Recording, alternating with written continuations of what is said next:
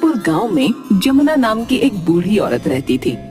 उसका इकलौता बेटा कोई काम नहीं करता था। वो उसे समझाती कि उसे कोई काम करना चाहिए। बेटे ने कहा कि वो शहर जाकर काम करना चाहता है और उसके लिए कुछ रुपये चाहिए। तो जमुना ने उसे अपने सारे गहने दे दिए। माँ, मैं शहर से तुम्हें चिट्ठी लिखता रहूंगा और हर महीने रुपए भी भेजूंगा। बेटा, तू अपना ध्यान रखना। बेटे के जाने के बाद जमुना अकेले रहने लगी। शहर जाकर बेटी ने ना तो माँ की सुध ली और ना ही कोई रुपये भेजे। उसे रोजमर्रा के खर्चे की भी परेशानी होने लगी। एक दिन वो हाथ में पोटली लिए कहीं जा रही थी। काकी, कहाँ जा रही हो? जमुना हाथ से आगे की ओर संकेत करते हुए निकल गई। वो सप्ताह में 3 से 4 दिन बाहर जाने लगी और आधी रात होने पर ही घर आती।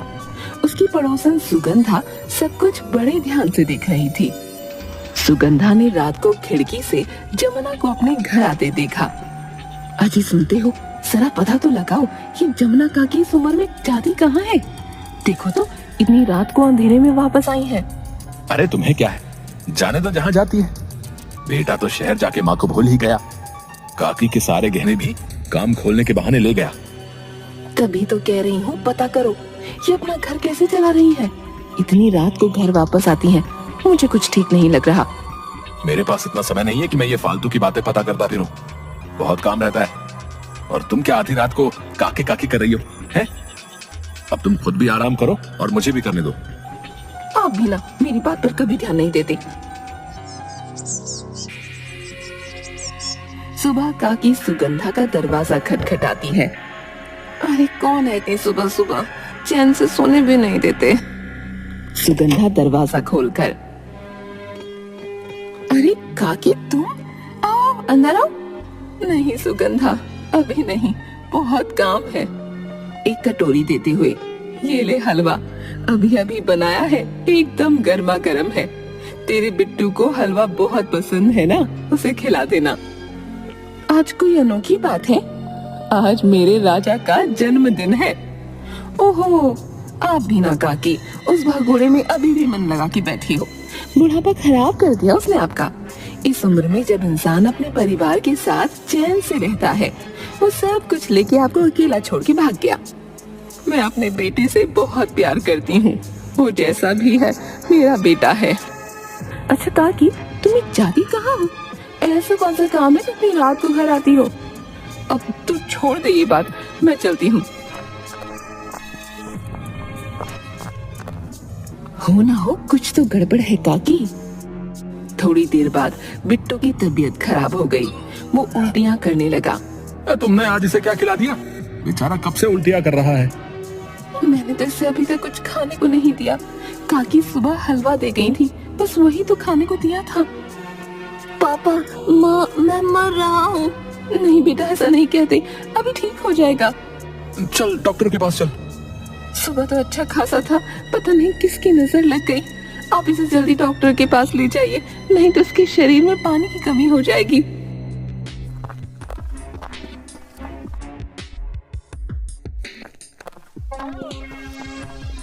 अरे सुगंधा, सुना है बिट्टू की तबीयत खराब हो गई है? हाँ, पर अब आराम है, दवाई लेके सो रहा है। पता नहीं क्या हो गया उसे। हो जाता है ऐसा कभी कभी। सुन, रास्ते में जमुना काकी को देखा था, बड़ी जल्दी में थी, कुछ बोली नहीं। हाँ, पता नहीं कहाँ जाती हैं, आधी रात को घर आती हैं। तू नजर रख, मुझे तो दाल में कुछ काला लगता है। क्या मतलब? मैं कुछ समझी नहीं। मुझे लगता है ये काकी कोई तांत्रिक क्रिया कर रही है। आधी रात को हमारी बाहर जाने की हिम्मत नहीं होती और इन्हें बुढ़ापे में देखो। परसों रात तो काले कपड़े पहने पोटली लिए आ रही थी। मैंने पूछा तो गुस्से में देखने लगी। पक्का ये बुढ़िया कोई जादू टोना कर रही है। तुम ध्यान रखना। आज सुबह काकी का हलवा खाते ही बिट्टू की भी तबीयत खराब हो गई। हे भगवान। रात को वो अपने घर के आंगन से चारपाई उठा रही थी, तभी सामने के रास्ते से एक काली परछाई आती हुई दिखी।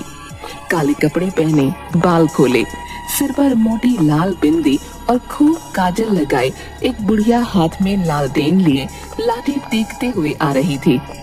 उसे देखकर सुगंधा डर कर अपने घर के अंदर भाग गई। हे भगवान, रक्षा कर, पता नहीं कौन सी बुरी आत्मा है। उसने खिड़की में से ध्यान से देखा।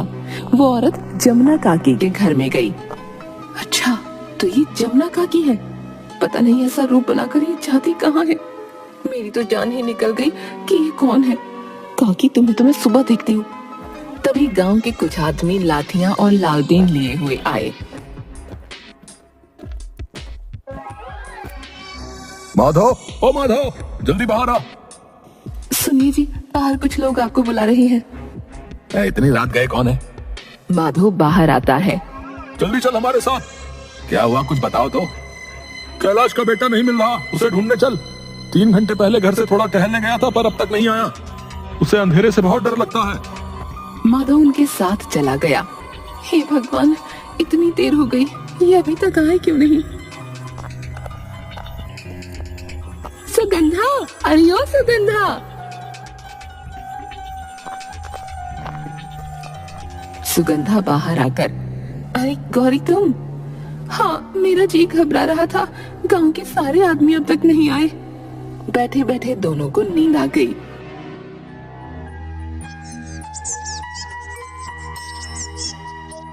सुबह कैलाश और उसकी पत्नी के रोने की आवाज आई तो दोनों दौड़कर बाहर गईं। कैलाश के बेटे की लाश पड़ी थी और दोनों माता पिता उससे लिपटकर रो रहे थे। तुझे क्या हो गया? तू बोल रहा था अभी थोड़ी देर में आ रहा हूँ। चल, अब सोया क्यों है? उठ ना। तभी पुलिस आ गई। अरे, इसकी बॉडी पर तो चोट के निशान है। पुलिस लाश को लेकर चली गई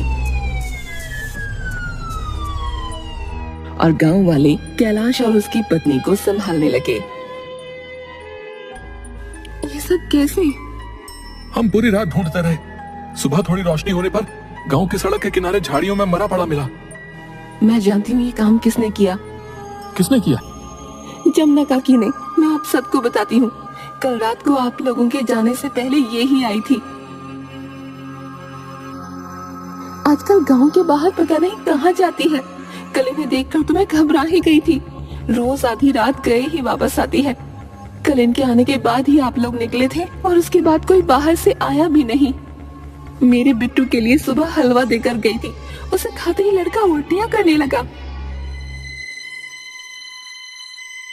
हाँ, और इनका घर पता नहीं कैसे चल रहा है। इनका बेटा तो इन्हें भूल ही गया है। बुरा मत मानना, कई दिनों से शक तो मुझे भी था कि ये अजीब अजीब हरकतें कर रही है। शायद कोई तांत्रिक क्रिया।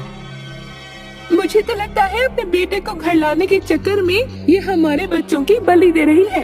कैलाश के लड़के को इसी ने मारा है। उस सड़क से यही आई थी रात को। ना ना, ऐसा ना बोलो। भगवान सबकी रक्षा करे। करो पंचायत और बाकी को बुलाकर साफ साफ पूछो। आज कैलाश का बेटा गया है, बहुत खतरा है और उन्हें पुलिस के हवाले करो। शाम को एक आदमी काकी को बुलाने गया।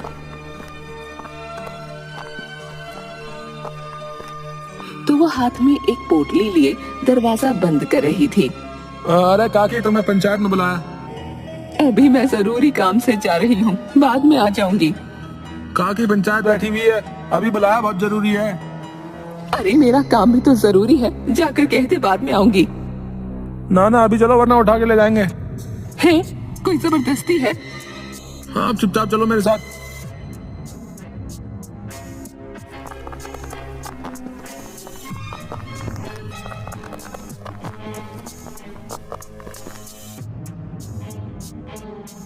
काकी पंचायत में आई।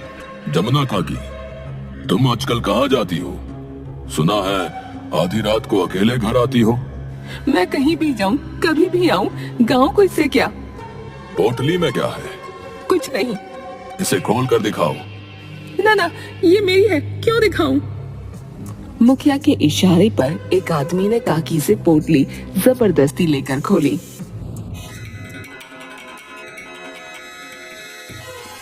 काले कपड़े, बिंदी, चूड़ी, माला, दिया, अगरबत्ती, क्या मतलब है इनका?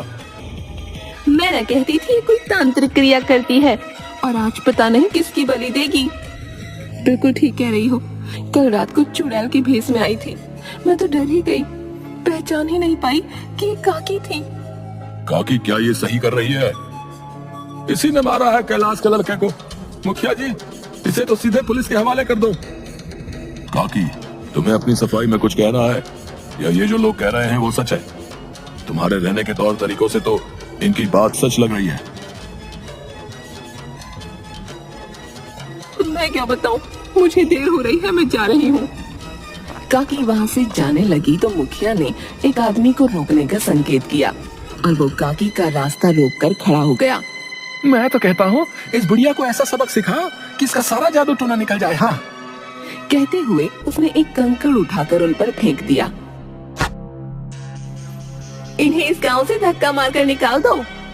आदमी काकी का हाथ पकड़कर उन्हें जबरदस्ती खींचने लगा और वो गिर गईं। तभी काले कपड़े पहने, बाल खोले 4 बूढ़ी औरतें भागती हुई आईं। तुम्हें शर्म नहीं आती इसके साथ ऐसा करते हुए? अच्छा, तो ये अकेली नहीं, पूरा गैंग है। तभी मैं सोचूं काकी की अकेले इतना करने की हिम्मत कैसे हो गई। मुखिया जी, अब तो सब कुछ आपके सामने है। ये सब जादू टोना करके पूरा गांव बर्बाद कर देंगी। इससे पहले किसी और की जान जाए, कुछ करो। तुम लोगों ने कैलाश के लड़के को मारा है, सच सच बताओ, वरना ठीक नहीं होगा। ना ना मुखिया जी, हमने ऐसा कुछ नहीं किया। औलाद के जाने का दुख मुझसे ज्यादा कोई नहीं समझ सकता। तो सच क्या है, बताओ। तुम ये तांत्रिक क्रिया, जादू टोना क्यों करती हो? ये सब दूसरे गांव में रहती है। हम कोई जादू टोना नहीं करते, घर चलाने के लिए काम करते हैं कि इस उम्र में किसी के आगे हाथ न फैलाना पड़े। ऐसा कौन सा काम करती हो? बुढ़ापे में कोई काम नहीं मिलता तो हम रुदाली बन गए। अमीर लोगों के पास अपनों के मरने पर रोने का समय नहीं होता, जग दिखाई के लिए रुदाली बुला लेते हैं। हम सब वहाँ जाके मातम मनाते हैं, लाश के आगे दिया बाती करके खूब रोती हैं। किसी मरे हुए का मातम मनाने के लिए काले कपड़े पहन के ऐसा भेष बनाना हमारी मजबूरी है। मनहूस काम है तो छिप छिप कर रहे हैं ताकि किसी को पता न चल सके। वहाँ जाकर अपने हालात को याद कर लेते हैं तो रोना अपने आप आ जाता है। मातम आधी आधी रात तक चलता है। रोने के रुपये मिल जाते हैं तो घर चला रहे हैं। वापस आते हुए देर हो जाती है तो उसी भेष में सबसे छिपते हुए आती हूँ। आपको लगता है ये गलत काम है तो जो सजा देनी है दे दो। फिर तो कैलाश के लड़के को किसने मारा? पता नहीं क्या हो रहा है।